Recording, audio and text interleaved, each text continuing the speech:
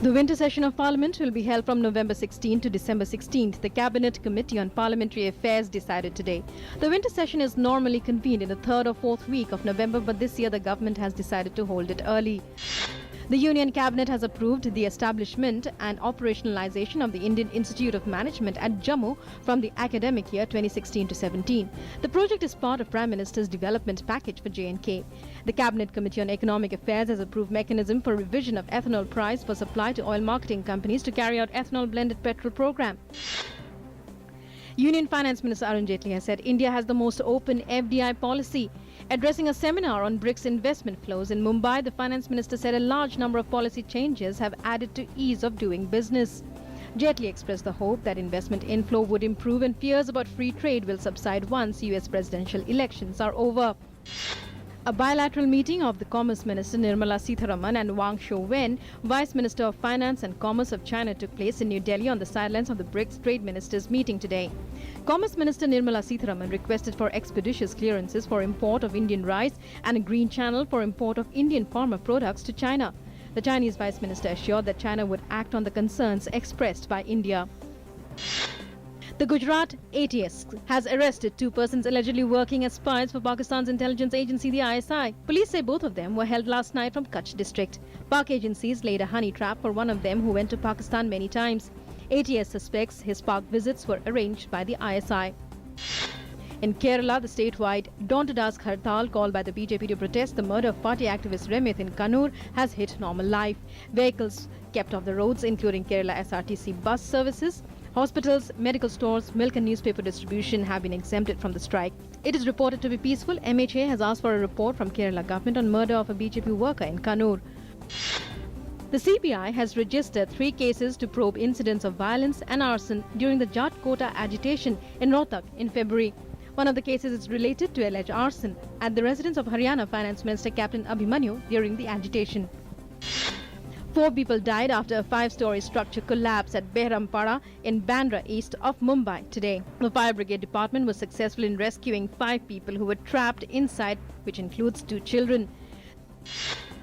Portugal's former Prime Minister Antonio Gutierrez was today appointed as the next Secretary General of the United Nations by the General Assembly.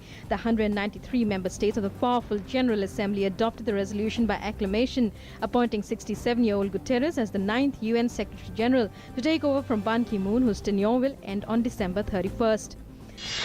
The United States has dismissed Pakistan's recent attempt to link peace in war-torn Afghanistan with resolution of the Kashmir issue. The White House has backed India's right to self-defense in the aftermath of the Uri attack, which it dubbed a clear case of cross-border terrorism.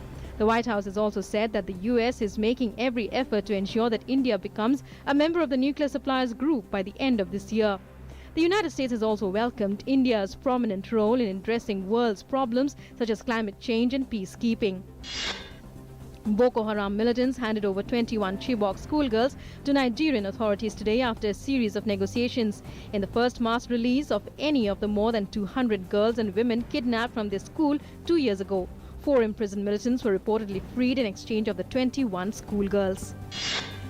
American singer Bob Dylan has been awarded the 2016 Nobel Prize for Literature, becoming the first songwriter to win the prestigious award. The 75-year-old rock legend received the prize for having created new poetic expressions within the great American song tradition. The balladeer, artist and actor is the first American to win since novelist Toni Morrison in 1993. His songs include Blowing in the Wind and The Times They Are A-Changing. Dario Fo, the Italian playwright and actor famous for his cutting political satires, died in Milan at the age of 90. Fo, whose plays include Accidental Death of an Anarchist and Can't Pay, Won't Pay, won the Nobel Prize for Literature in 1997. He was also known for Mistero Buffo, a one-man play he travelled the world with for 30 years. Thailand's King Bhumibol Adulyadej, the world's longest reigning monarch, died after 70 years on the throne. The king, aged 88, was widely revered in Thailand.